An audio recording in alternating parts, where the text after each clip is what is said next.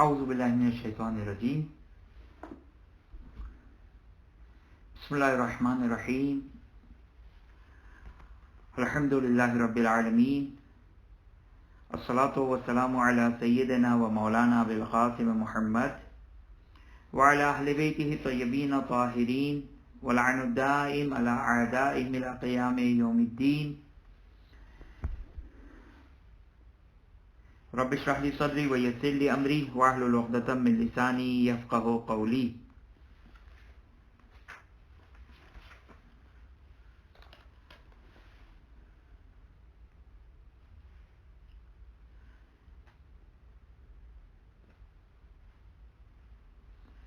ہماری گفتگو غسل جنابت کے اختتام پر صرف 1.5 مسئلہ 1.5 مسئلہ باقی رہ گیا ہے، اور یہ مسئلہ جیسا کہ اوپر بیان ہوا کہ تمام غسلوں کو آپس میں مرج کیا جا سکتا ہے. یہاں پر ایک نکتہ آپ کی خدمت میں عرض کر دوں کہ ویسے ایک گفتگو ہے فقہ میں جس کو کہتے ہیں تداخل. تداخل کا مطلب ہوتا ہے مرج ہو جانا، مرج ہو جانا. تو رول یہ ہے کہ تداخل نہیں ہو سکتا ہے، مرج نہیں ہو سکتا ہے. روزے میں مرج ہو جائے، نماز میں مرج ہو جائے، ایسا نہیں ہو سکتا ہے. نماز میں مرج ہو جائے، مثلا جیسے بعض لوگ سوال کرتے ہیں کہ ہم مثلا نافلہ نماز بھی پڑھیں، مثلا جیسے نماز شب بہت زیادہ مشہور ہے یہ مسئلہ کہ نماز شب کے ساتھ واجب نماز، اگر ہم واجب نماز پڑھ لیں تو کیا دونوں کا ثواب مل جائے گا؟ اب یہ میں فی الحال بحث نہیں چھیڑنا چاہ رہا ہوں یہ والی، لیکن رول یہ ہے کہ مرج نہیں ہو سکتی ہے جب تک آپ کے پاس کوئی دلیل نہ ہو. اور جیسا کہ غسل میں ہم نے پڑھا کہ غسل میں امام علیہ السلام کی جو روایت تھی کہ مفہوم یہ ہے کہ اذا کان علیک حقوق، کہ اگر تم پر مختلف حقوق ہو، مختلف واجبات ہو تو ایک غسل کافی ہے. اور یہ روایت کی وجہ سے مرجنگ ہے، یہ تداخل، یہ مرجنگ روایت کی وجہ سے ہے، ورنہ مرج ہونا خلاف قانون، خلاف قاعدہ ہے. پر جیسا کہ یہ گزشتہ گفتگو میں تفصیل سے بیان ہوا کہ غسل میں تداخل ہو سکتا ہے. صرف ایک غسل کو اگر سیستانی ایگزیمپٹ کرتے ہیں، استثناء کرتے ہیں، اور وہ ہے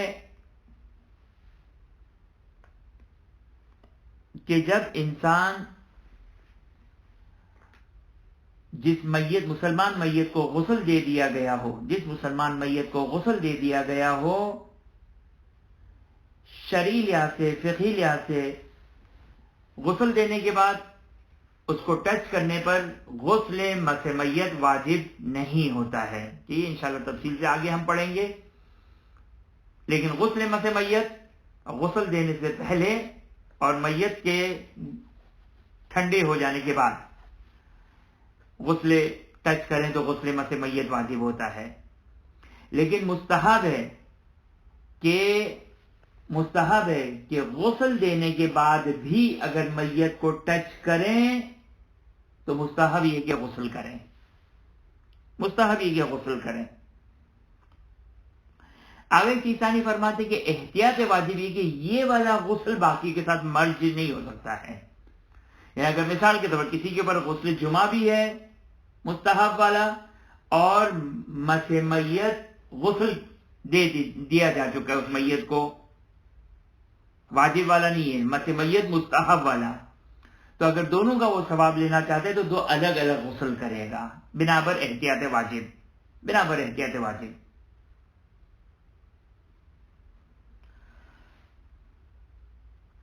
اس کے بعد مسئلہ نمبر 211 211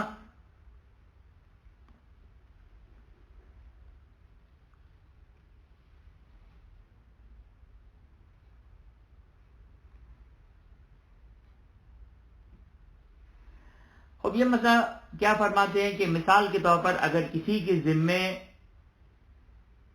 مختلف غسل ہے، یاد نہیں اس کو کہ کون کون سے غسل واجب ہیں، کون کون سے غسل مستحب ہیں، تو کہتے ہیں کہ یہاں پر نیت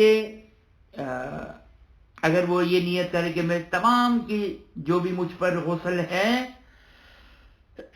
اس کو انجام دیتا ہوں، تو واضح ہے کہ یہ کافی ہے، مسئلہ کوئی خاص نیا نقطہ نہیں ہے۔ اسی طرح اگر پرٹیکولر کسی خاص معین کو اگر وہ نیت کرتا ہے تو بھی سب سے کافی ہو جائے گا، حتیٰ اگر اس کے اوپر غسل جنابت ہے تو اوپر بھی جیسے بیان ہوا تھا کہ وہ غسل جنابت کو کر لے تو بھی کافی ہے، کسی اور غسل کو کرے تو غسل جنابت سے وہ بھی کافی ہے، اور وضو کی ضرورت نہیں رہے گی، صرف مستحاضہ متوسطہ کہ جو خواتین کا استحاضہ کے سیکنڈ کیٹیگریز میں سے ہے، اس میں غسل کے ساتھ وضو کرنا ضروری ہے کہ وہ اپنے مقام پر گفتگو رہے گی۔ یہاں تک غسل جنابت کی گفتگو مکمل ہو گئی۔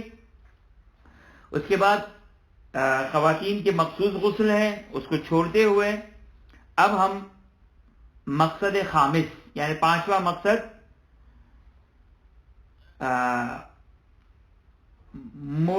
مردوں کے احکام، مردوں کے احکام، اس میں چند چیپٹرز ہیں۔ پہلا چیپٹر ہے احکام الاحتضار، مردوں کے احکام میں، میت کے احکام میں سب سے پہلا چیپٹر ہے احکام احتضار۔ احتضار کسے کہتے ہیں؟ احتضار اس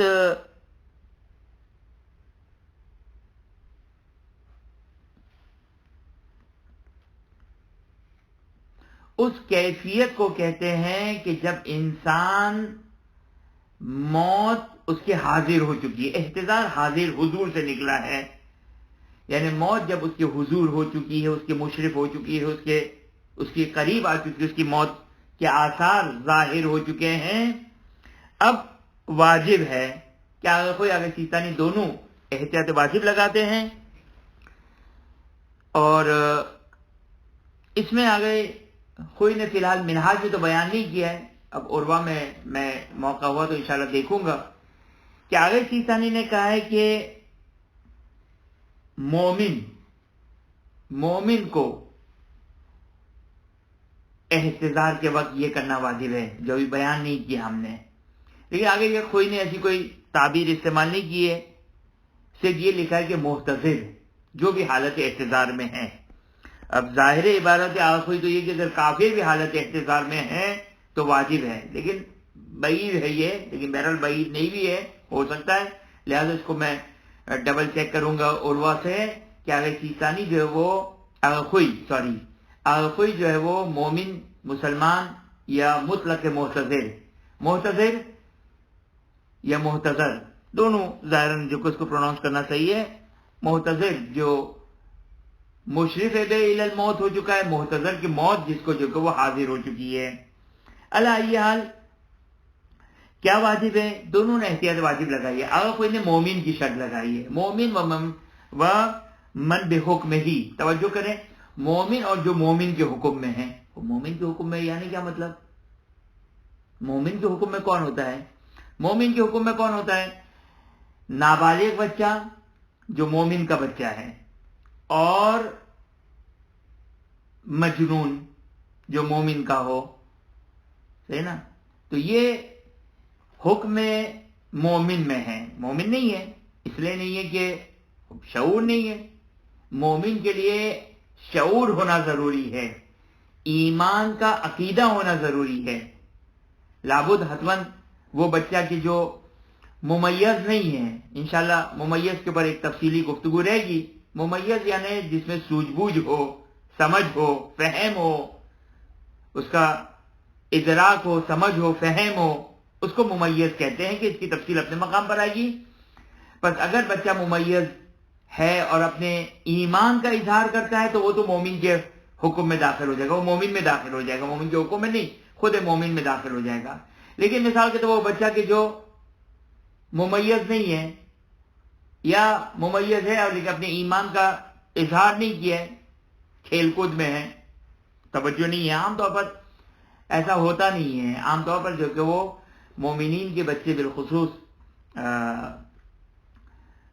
ہمارے اطراف میں جو ہم دیکھتے ہیں اس میں عام طور پر جو کہ وہ ایک اظہار ایمان رکھتے ہیں، مدرسے جاتے ہیں، دینیات پڑھتے ہیں، قاعدہ پڑھتے ہیں، قرآن پڑھتے ہیں، ایک مجالس میں جاتے ہیں، تو ایک اظہار ایمان ان کا ہوتا ہے عام طور پر جو ممیز بچے ہوتے ہیں۔ تو جو ممیز بچے جو ایمان کا اظہار کرتے ہیں وہ تو مومن کی کیٹیگری میں داخل ہو جائیں گے، لیکن جو اس سے چھوٹے بچے وہ مومن کے حکم میں ہیں، وہ مومن نہیں ہے۔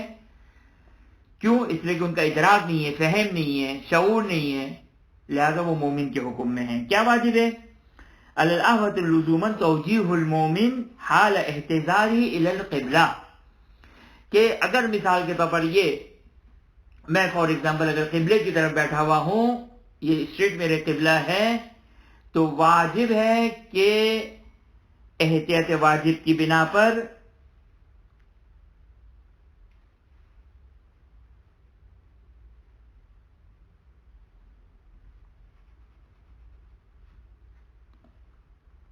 اسے پشت کے بل اس طرح لٹایا جائے، پشت یعنی بیک، کہ اس کے یہ میرا پیر ہے، یہ میرے پیر ہے، یہ قبلے کی طرف ہو، اور پیر اگر پھیلے ہوئے ہو تو اس کو سمٹا جائے اور پیروں کو قبلے کی طرف، یہ جو ہے میرے دو ہاتھ، یہ پیر ہے، پیر کے تلوے ہیں جو قبلے کی طرف ہے، صحیح نا؟ یہ جو کیمرہ ہے یہ قبلہ ہے تو قبلے کی طرف ہے۔ اس طرح احتیاط واجب کی بنا پر یہ کرنا واجب ہے۔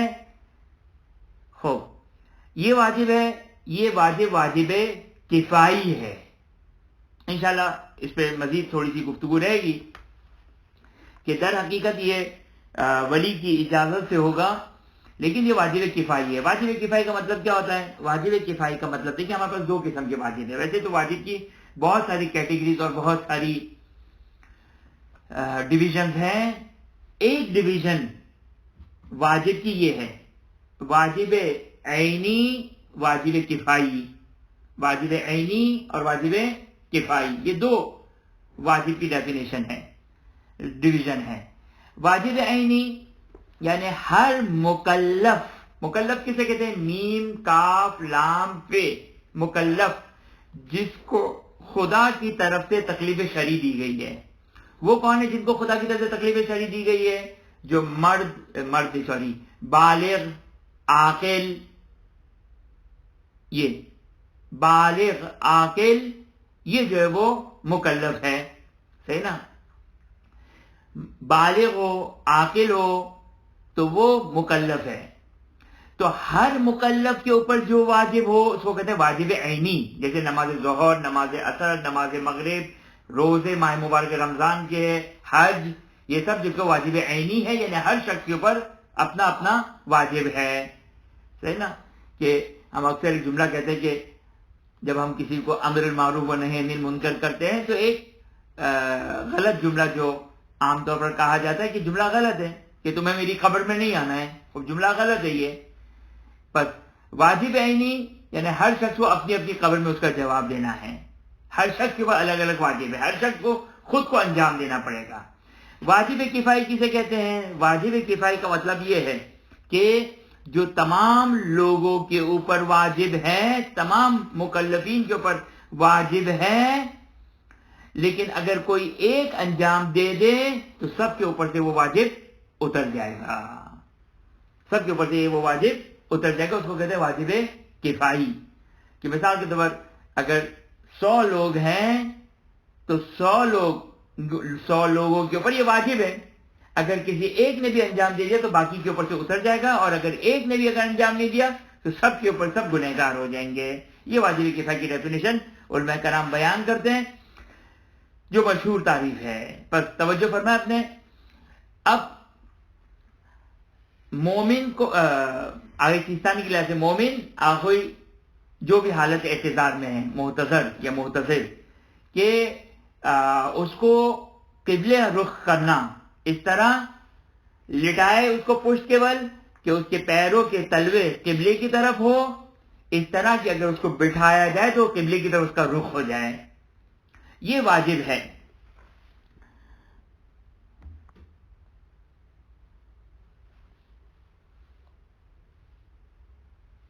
خوب، اب یہاں پر ایک گفتگو ہے کہ خود محتضر، میں مثلا میری موت کا وقت قریب آ گیا، مجھے پتا چل گیا، آیا محتضر کے اوپر واجب ہے یا واجب نہیں ہے؟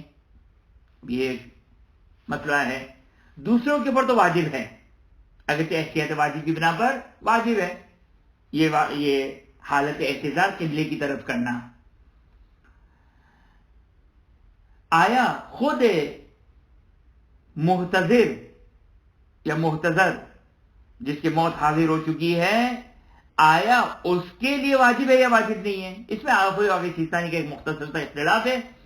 آگے خوئی کہتے ہیں کہ احتیاط واجب یہ ہے کہ خود ہو، احتیاط واجب ہے کہ اگر وہ خود ہو سکتا ہے تو اس کے لیے واجب ہے کہ خود ہونا، اگرچہ فتویٰ نہیں دیا کوئی نے احتیاط واجب لگائی ہے، لیکن آگے سیستانی فرماتے کہ والاحوط الاولا واجب نہیں ہے، احتیاط مستحب یہ ہے۔ آپ کی خدمت میں شاید پہلے ہی بیان کیا تھا، احتیاط مستحب تھوڑی ہائی کیٹیگری کا ہوتا ہے، احوط الاولا لو کیٹیگری کا ہے، یہ لو کیٹیگری کی احتیاط ہے، صحیح نا؟ اگرچہ دونوں واجب نہیں ہوا کرتی ہے، نہ احتیاط مستحب واجب ہے نہ احوط الاولا واجب ہے، لیکن احوط الاولا کی احتیاط کی ڈگری بھی کم ہے، اس کی شدت بھی کم ہے۔ بہرحال بس خود مرنے والے کے لیے قبلہ رخ ہونا، اگر کوئی فرماتے ہیں کہ احتیاط واجب کی بنا پر ضروری ہے، اگر سیستانی فرماتے ہیں کہ نہیں، اگر کوئی موجود نہیں ہے دوسرے کو بتانا بھی ضروری نہیں ہے، اگر سیستانی کے لحاظ سے دوسرے کو بتانا بھی واجب نہیں ہے۔ بس اگر جو ہے وہ کوئی ہے نہیں یا کوئی متوجہ نہیں ہے تو خود میت کے لیے، جو میت حالت احتضار میں ہے، اس کے لیے واجب نہیں کہ وہ اپنے آپ کو قبلے کی طرف پھیر لے۔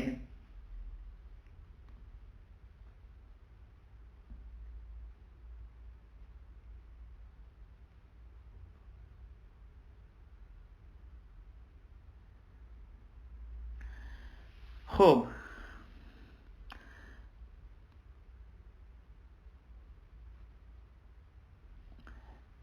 اچھا، اب یہاں پر آگے سیستانی آخوئی میں ایک اختلاف ہے، توجہ کریں، آگے خوئی اور آگے سیستانی میں ایک اختلاف ہے۔ آگے خوئی کیا فرماتے ہیں؟ آگے خوئی فرماتے ہیں کہ دیکھیں ایک بحث آگے جا کر آئے گی، میت جو ہے، میت یعنی جو مرنے والا، اس میت کا کوئی نہ کوئی ولی ہے، سرپرست، اب تو شخص اس دنیا سے چلا گیا، صحیح نا؟ دیکھیے ہر چیز کی ولایت ضروری ہے،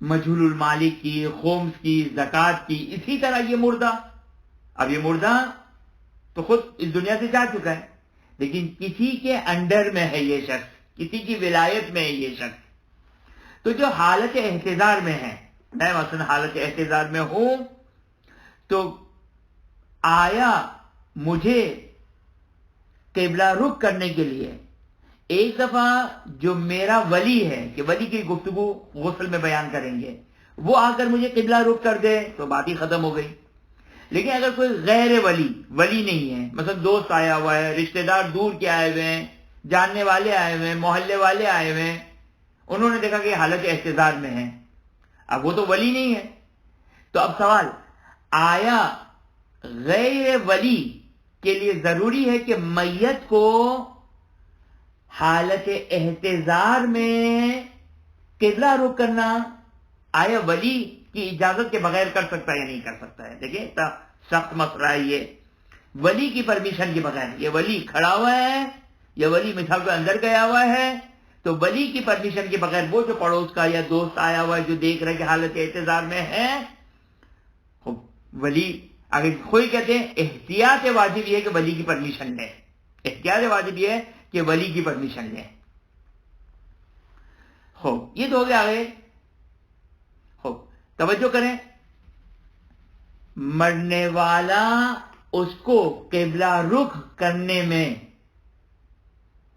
اگر ولی کے علاوہ کوئی اور اس کو قبلہ رخ کر رہا ہو، ایک دفعہ تو ولی کر رہا ہے، مجھے جو میرا ولی ہے وہ مجھے قبلہ رخ کر رہا ہے، وہاں تو کوئی مسئلہ نہیں ہے۔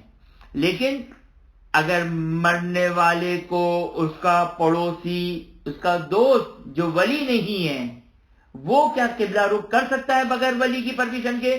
اگر کوئی کہتے ہیں بغیر ولی کی پرمیشن کے بنا پر احتیاط واجب نہیں کر سکتا ہے۔ صحیح، یہاں تک یہ بات ہو گئی۔ یہ ہو گیا آگے خوئی کا فتویٰ۔ اچھا، مجھے تھوڑا سا ڈاؤٹ ہے کہ یہ اگرچہ آگے خوئی نے منہاج میں بہت سرسری یہ بات کہی ہے، عروہ میں ڈبل چیک کرتا ہوں میں، آگے سیستانی نے تفصیل دی ہے، آگے سیستانی نے ایک تفصیلی بات کہی ہے۔ آگے سیستانی نے کیا کہا ہے؟ آگے سیستانی نے یوں کہا ہے،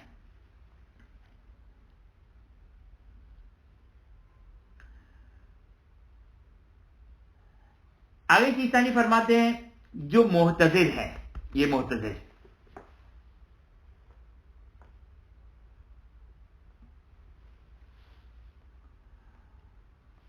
مرنے والا وہ کون ہے؟ بالغ اور عاقل آدمی ہے یا نابالغ اور مجنون انسان ہے؟ دو حال سے بات خالی نہیں ہے۔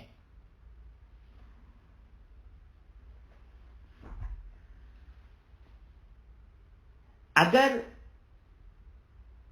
بالغ ہے مرنے والا اور جو اس کا دوست آیا ہوا ہے جو ولی نہیں ہے، تو آگے سیستانی کہتے ہیں کہ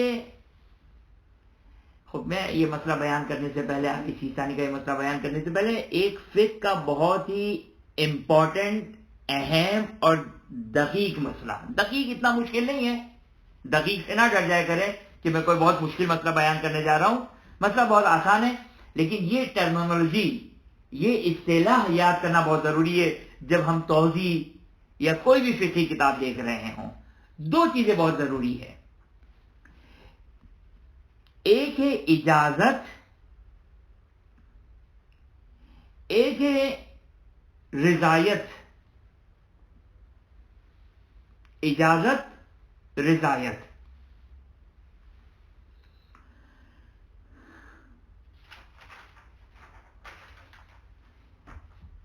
مثال کے طور پر آپ کے پاس کسی کی کوئی چیز موجود ہے، آپ کو یقین ہے کہ مالک راضی ہے میرے استعمال کرنے پر، تو یہ کیا کہلائے گا کہ مجھے مالک کی رضایت کے بارے میں یقین ہے، مالک کی رضایت، راضی ہونے کے بارے میں یقین ہے، کافی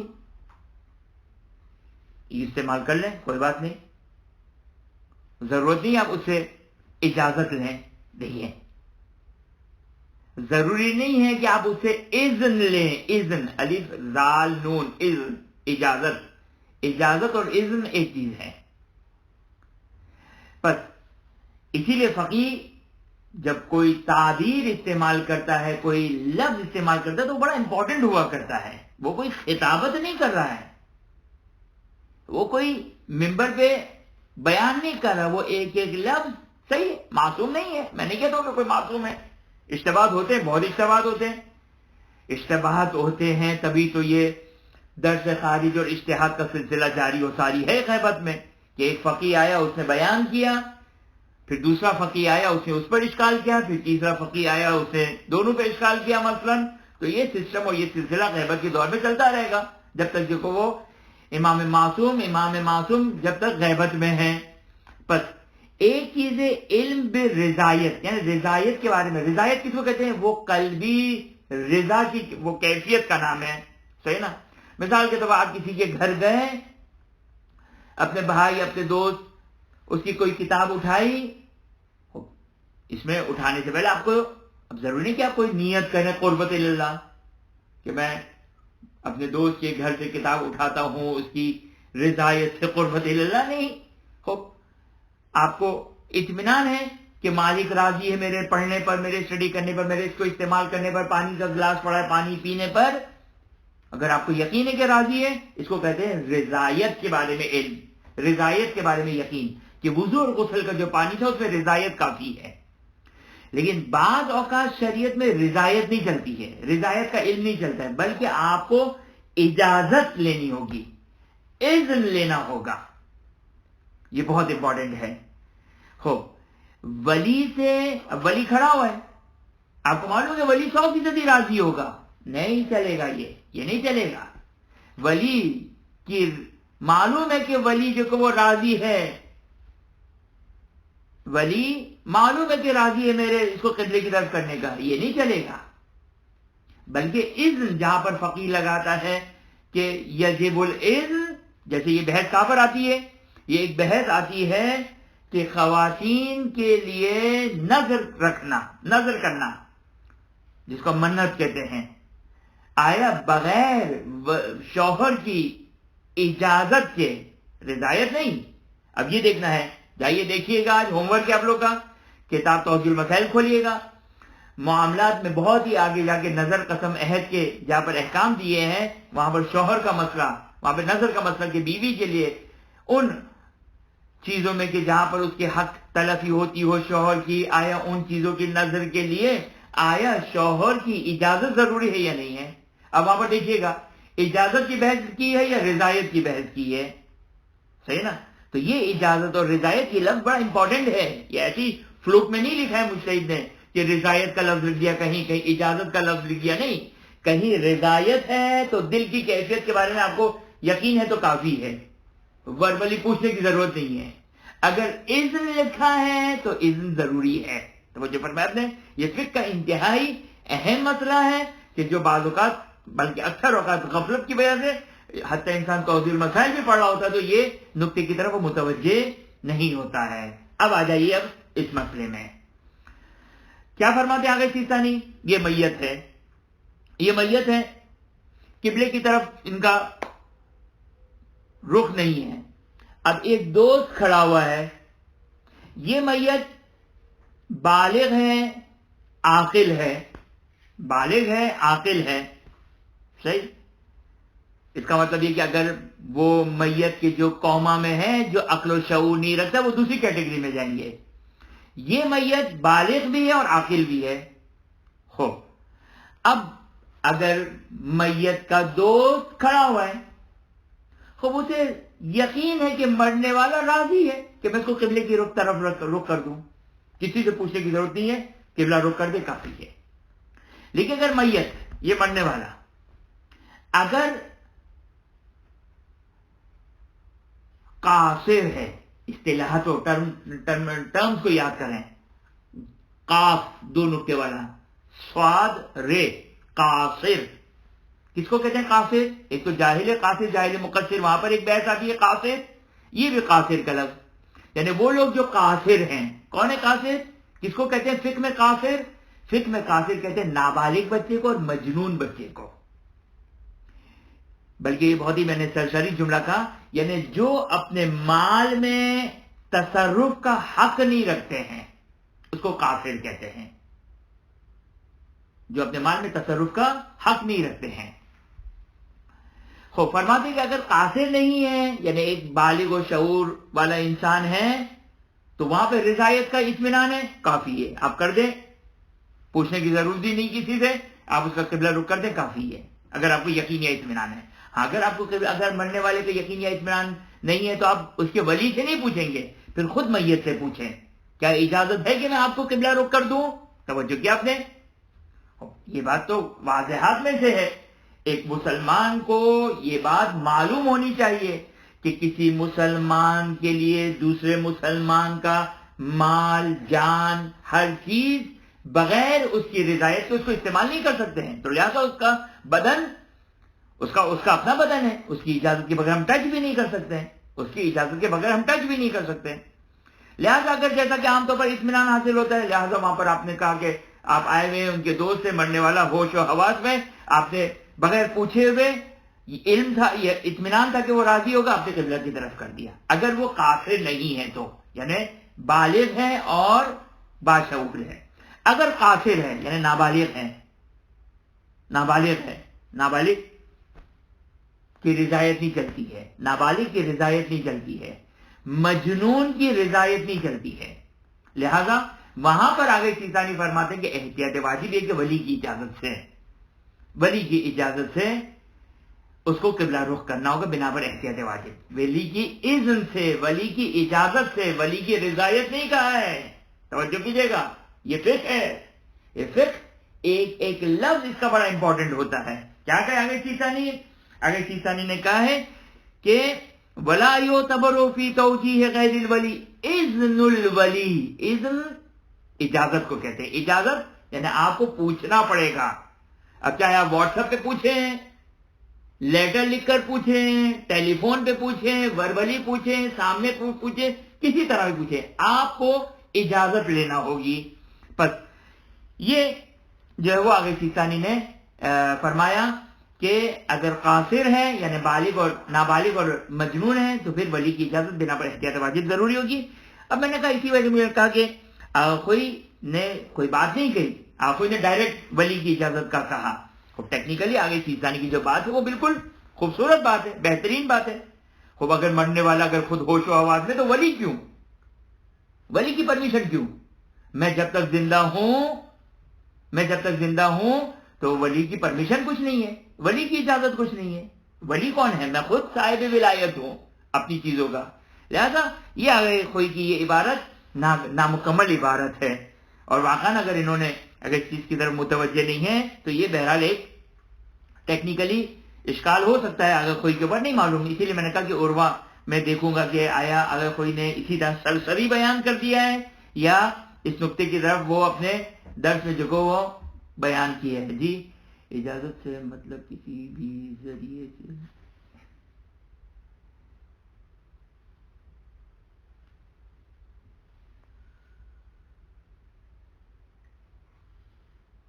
جی اجازت سے مطلب کسی بھی ذریعے سے، حتیٰ اشارہ بھی کافی ہے.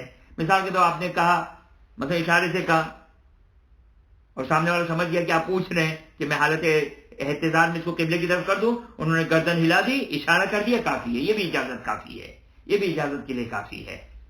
صحیح نا؟ کہ اب میں اس کو دقیق الفاظ میں بیان کروں تو اجازت کا مطلب ہوتا ہے اپنی رضایت کا اظہار کرنا. اس کو کہتے ہیں اجازت دینا، اپنی رضایت کا اظہار کرنا. صحیح نا؟ جیسے سر جھکا دیا تو یہ بھی جو وہ کافی ہے. خوب یہاں تک یہ مطلب امید ہے کہ واضح ہو گیا، اور یہ بہرحال ایک اہم نقطہ تھا جو قابل توجہ نقطہ تھا یہ. خوب یہاں سے اب تھوڑا ہم موت کو، یہ چند دن موت کو یاد کرنے کے دن ہیں، اس بہانے جو وہ موت کا تذکرہ کریں گے انشاءاللہ. ہفتے میں 2 دن، ہفتے والے دن اور اتوار والے دن، یہ 2 دن ہم موت کا تذکرہ کریں گے جب تک یہ میت کے احکام چلتے رہیں گے. خوب یہاں پر ذکر العلماء رضوان اللہ تعالی علیہم انہ یستحب. اب یہاں پر حالت یہ محتضر شخص کے لیے آگے سیستانی نے محتضر شخص کے لیے کچھ مستحبات بیان کیے ہیں، یعنی ان کے اطراف میں رہنے والوں کے لیے کچھ مستحبات ہیں کہ جو حالت احتضار میں ہو. اب کچھ حالت احتضار میں ہیں، کچھ غسل سے پہلے کے ہیں، مرنے کے بعد اور غسل سے پہلے، لہذا اس کو ایک ہی لسٹ میں بیان کیے. اور یہ بات آپ کی خدمت میں عرض کر دوں کہ جب آگے سیستانی کہتے ہیں کہ ذکر العلماء رضوان اللہ تعالی علیہم، یعنی دال میں کچھ کالا ہے. یعنی کیا مطلب؟ یعنی یہ ہے کہ یہ مستحب ہمارے نزدیک ثابت نہیں ہے، کیونکہ عام طور پر جو وہ جب یہ تعبیر استعمال کرتے ہیں کہ علماء نے ذکر کیا ہے کہ یہ مستحب ہے، یعنی یہ جو ہے وہ اگر کوئی اور اگر سیستانی کو کچھ اطمینان نہیں ہے ان کے مستحب ہونے میں، اور جہاں پر بھی اطمینان نہ ہو وہاں پر عبادت کو رجعان انجام دیا جاتا ہے. ماہ مبارک رجب شعبان، ماہ مبارک رمضان، عبادت کی، نمازوں کی فراوانی، بہت ساری دعائیں اور نمازیں ہیں خوب نہیں معلوم، لہذا سیف سائڈ یہی ہے کہ ان کو رجاءً انجام دیا جائے. اللہ یہ ذکر العلماء، علماء نے ذکر کیا ہے کہ انہ یستحب، مستحب ہے کہ جو شخص حالت احتضار میں ہو اس کو اس کے مصلی میں لے جائے، اس کے مصلی کی طرف لے جائے، یعنی جہاں پر وہ نماز پڑھا کرتا ہو. یہ بھی آداب اور بیان کرتے علماء اخلاق کہ انسان اپنے لیے ایک مخصوص عبادت کے لیے جگہ مقرر کرے، اور جو حالت احتضار میں ہو مستحب ہی کہ اس کو وہاں پر لٹایا جائے، کہ بیان کیا جاتا ہے کہ وہاں پر تاکہ اس کی روح جو وہ اس کی آسانی سے نکل جائے، بغیر تکلیف اور بغیر زحمت کے نکل جائے.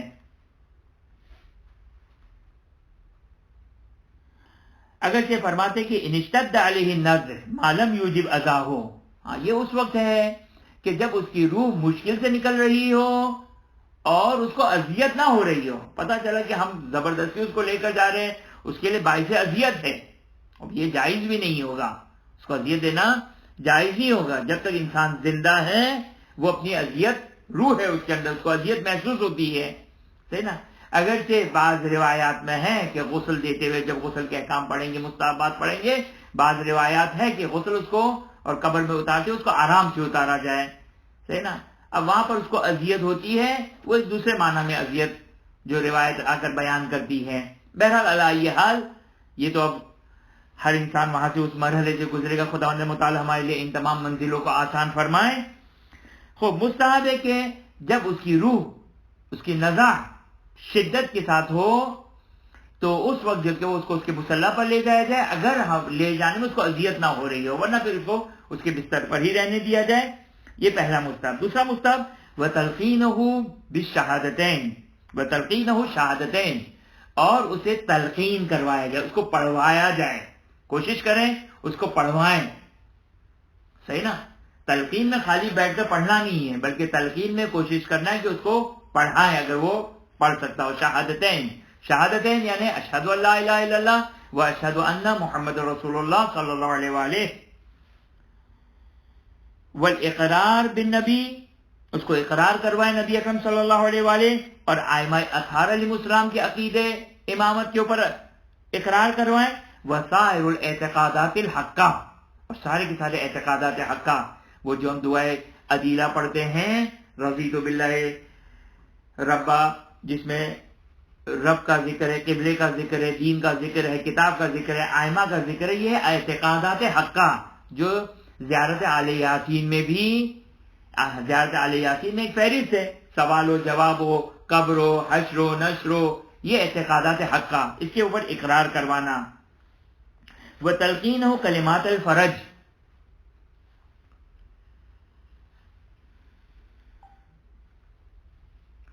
کلمات الفرج میرے ذہن سے فی الحال نکل گیا ہے.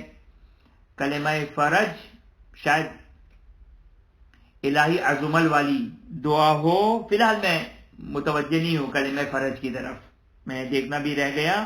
کلمہ فرج، کلمات فرج الہی عظمہ والی نہیں ہے یہ.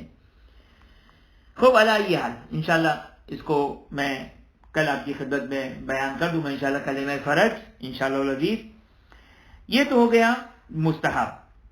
وَيُكْرَهُ أَن يَحْضُرَهُ جُنُوبٌ أَوْ حَائِضٌ، مکروہ ہے حائض اور جنوب کا اس کے قریب حاضر ہونا.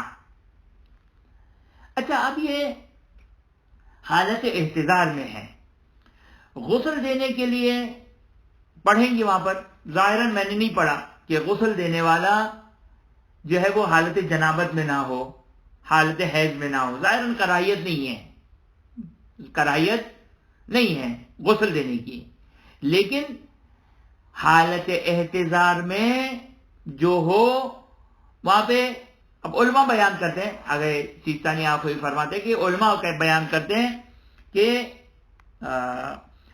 مکروہ ہے حاضر رہنا، وہاں پر موجود ہونا. مجرم شخص کا جس کے پر غسل جنابت واجب ہے، یا جو حالتیں اور خاتون جو حالتیں حیض میں ہیں.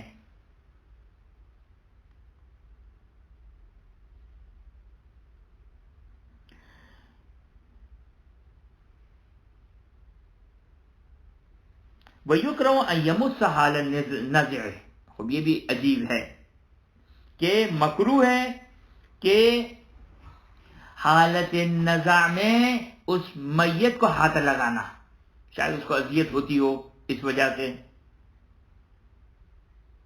یہ مکروہ بیان کیا ہے۔ بل سے آ کر ترقی کرتے ہیں، کہتے ہیں بلکہ الاحوط اتباعا ترکہ، پہلے بھی میں نے آپ کی خدمت میں عرض کیا تھا کہ یہ کیٹیگریز بیان کرتی ہے کہ استحباب اور مکروہ کی کیٹیگری ایک ہے، اس سے بڑھ کر احتیاط مستحب کی کیٹیگری ہے، اس سے بڑھ کر احتیاط واجب کی کیٹیگری ہے، اور اس سے بڑھ کر واجب و حرام کی کیٹیگری ہے۔ توجہ کیا آپ نے، یہ اسٹیپ، پہلا اسٹیپ سب سے نچلا اسٹیپ ہے مستحب اور مکروہ کا، جب شدت آ جائے تو احتیاط مستحب، اس سے زیادہ شدت آ جائے تو احتیاط واجب، اور اس سے زیادہ شدت آ جائے تو پھر واجب اور حرام بن جایا کرتا ہے۔ لہذا یہ تعبیر کہ آگے سیستانی اور آگے خوئی یہ فرماتے ہیں کہ اگرچہ یہ احتیاط مستحب والا نقطہ آگے خوئی نے نہیں بیان کیا، آگے سیستانی نے بیان کیا ہے کہ مس کرنا، اس کو چھونا حالت نزاع میں مکروہ، بلکہ احتیاط مستحب، یہ آگے خوئی کی آگے سیستانی کی تعبیر ہے، بلکہ احتیاط مستحب یہ کہ اسے ترک کریں، نہ چھوئیں۔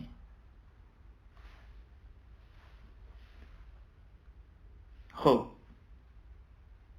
وَإِذَا مَاتَ، جب وہ میت حالت اعتزال میں جو شخص جب وہ مر جائے تو مستحب ہے کہ اس کی آنکھوں کو بند کریں، اس کے منہ کو بند کریں، اور لحیہ یہ والا داڑھی والا حصہ، یہ حصے کو کسی پٹے سے باندھ دے، اس طرح باندھے کہ جو اس کا منہ لٹک گیا وہ منہ نہ لٹکے، اس طرح پٹے سے باندھے اس کی داڑھی کے نیچے سے کہ اس کا منہ جو کہ وہ کھلا نہ رہے۔ وَتَمُدُّ يَدَاهُ إِلَى جَانِبَيْهِ، اس کے دونوں ہاتھوں کو سیدھا کر دیں، اس کی دونوں جانب میں اس کے دونوں ہاتھوں کو سیدھا کر دیں، اس کے پیروں کو سیدھا کر دیں، اس کے اوپر کپڑا ڈال دیں۔ وَأَن يُقْرَأَ عِندَهُ الْقُرْآنُ، اور مستحب ہے کہ اس کے قریب قرآن کی تلاوت کی جائے۔ وَيُسَرَّجُ فِي الْبَيْتِ الَّذِي كَانَ يَسْكُنُهُ، اور جہاں پر اس کو رکھا گیا ہے وہاں پر چراغ جلایا جائے، اندھیرا نہ رکھا جائے۔ وَإِعْلَامُ الْمُؤْمِنِينَ بِمَوْتِهِ لِيَحْضُرُوا جَنَازَتَهُ، اور مومنین کو اعلانات جتنا ہو سکے اعلانات کروائیں، یہ تعلیمات آل محمد علیہ السلام ہے، تعلیمات شریعت ہے یہ، اب یہ کہ مومنین کو اعلان کروایا جائے تاکہ لوگ جو کہ اس کے جنازے میں شرکت کر کے حاضر ہو سکے۔ وَيُعَجِّلُ تَجْهِيزَهُ، اور مستحب ہے کہ اس کی تجہیز و تکفین، اس کے غسل، کفن، دفن کے کو جلد از جلد انجام دیا جائے، جلد از جلد یہ سارا پروسیس کر دیا جائے۔ الا، فقط ایک استثناء ہے، وہ کیا ہے؟ اذا شک فی موتہ، اگر اس کے مرنے میں شک ہے، ابھی کنفرمیشن نہیں آئی ہے، ابھی ڈاکٹر نے جواب نہیں دیا ہے، تو جائز نہیں ہے اس کو کفن دفن کے لیے اقدام کرنا، بلکہ فینتظروا، بلکہ انتظار کرنا ہوگا یہاں تک کہ علم حاصل ہو جائے، یقین حاصل ہو جائے کہ وہ اس دنیا سے جا چکا ہے۔ اس کے بعد فرماتے مکروہ ہے کہ اس کے پیٹ پر کسی بھاری چیز کو رکھنا، کسی بھی بھاری چیز کو، لوہے یا لوہے سے مانند کوئی بھی بھاری چیز اس کے پیٹ پر رکھنا، یہ مکروہ ہے۔ اور یہ بھی مکروہ ہے کہ اس کو تنہا رکھنا، عجیب ہے، کیونکہ بہرحال جس طریقے سے بیان کیا جاتا ہے کہ اس کو قبر میں بھی اتارتے ہوئے منزلیں کروائی جائے تاکہ اس کی وحشت کم ہو جائے، تو لابد بحسب ظاہر یہ بھی کہ اس کو وحشت نہ ہو، شاید اس وجہ سے مکروہ ہے کہ اس کو تنہا رکھا جائے، یہ بھی مکروہ ہے۔ لہذا مستحب، یعنی مستحب تو نہیں کہیں گے، یہ بات یاد رہے کہ مکروہ کا اپوزٹ مستحب نہیں ہوتا ہے، مکروہ کا اپوزٹ مستحب نہیں ہوتا ہے۔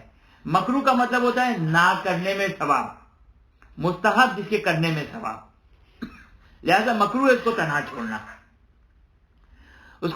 مستحب ہے۔ خوب توجہ فرمائیں کہ اس کے بعد جو ہے دوسرا چیپٹر ہے غسل کا، یہ انشاءاللہ کل ہم یہاں سے شروع کریں گے کہ غسل جو میت کا غسل ہے اس کے کیا احکام ہیں. انشاءاللہ یہ کل ہم اس کو شروع کریں گے. جو بھی احکام ہیں اچھا خاصے تفصیلی احکام ہیں تو انشاءاللہ اس کو کل کی گفتگو میں دیکھیں جہاں تک ہم اس کو کور کر سکیں.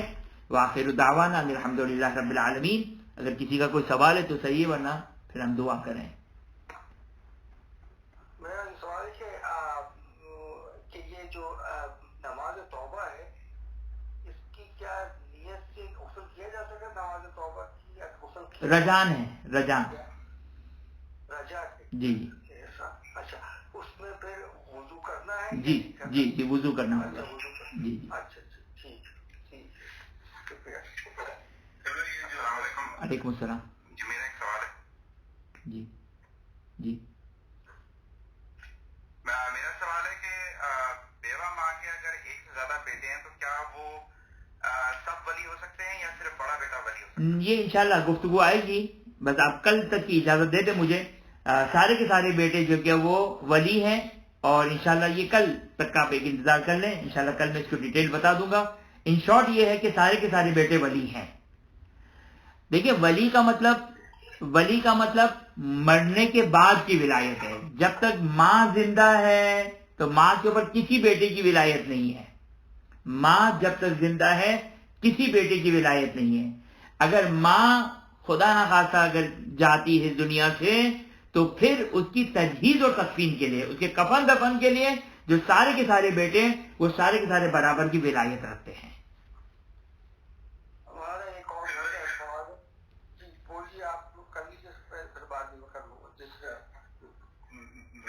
میرا ایک سوال تھا قبلہ یہ جیسے مستحب کے بارے میں آپ نے ابھی بیان کیا کہ مشرقین کی رائے یہ علماء کے حوالے سے وہ بیان کرتے ہیں مطلب یہ کہ ان کو اس کے اوپر کوئی اطمینان نہیں ہے کہ یہ مستحبات ہیں تو مکروہات کے لیے بھی یہی رول چلے گا. جی بالکل مستحبات اور مکروہات میں سیم چلے گا. جی علیکم السلام.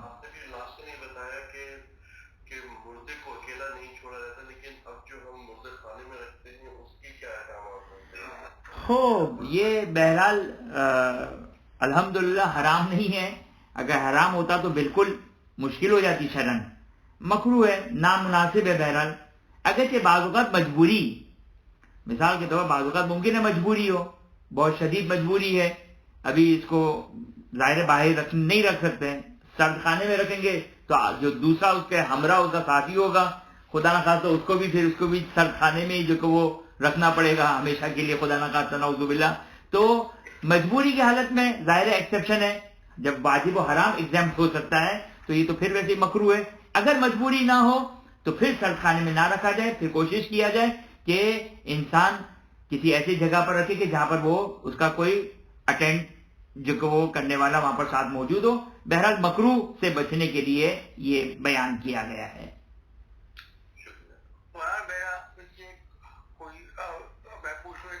جی کے بارے میں بھی آپ آئندہ اپنی تقریروں میں بیان کیجیے گا. یہاں پہ دو طریقے ہوتے ہیں کہ جیسے کہ جب بہت بوڑھا ہو جائے یا کچھ ہو تو یہاں پہ ڈاکٹر ڈکلیئر کر دیتے ہیں ہاسپس کا مطلب ہے کہ اس کا کہ بھائی کسی بھی وقت کچھ بھی ہو سکتا ہے. یعنی کہ یہ تو اس میں یہ ہے تو وہ اب جیسے کہ میں اپنی مثال دوں تو میری والدہ جو ہے اس وقت ہاسپس پہ ہے یعنی اسٹیج میں ان کے بارے میں کیا احکامات ہیں اس وقت کے. یعنی کہ بس یہ صحیح. آپ ایک کام کیجیے گا یہ لفظ مجھے آپ بھیج دیے گا گروپ میں تو میں ایک دفعہ اس کو سرچ کر لوں گا میں. اچھا ہاسپس کا جی ٹھیک ہے بتا دوں. اچھی بات. شکریہ. خدا کی بارگاہ میں دعا گو ہے کہ خداوند ہمیں علوم محمد علیہ السلام حاصل کرنے کی توفیق عطا فرما. ان کو سمجھنے کی توفیق عطا فرما. ان علوم پر عمل کرنے کی توفیق عطا فرما. حاضر مجلس مومنات کل مومنات کی تمام جائز حاجات کو پورا فرما. جو مومنات بیمار ہے پریشان حال ہے جو بیمار ہے انہیں صحت عاجلہ اور کاملہ عطا فرما. جو پریشان حال ان کی پریشانیوں کو دور فرما. اپنی آخری حجت امام عصر زمان سلام اللہ علیہ کے ظہور میں تعجیل فرما. ہمیں ان کے آوان و انصار میں قرار فرما. ربنا تقبل منا انک انت السمیع العلیم.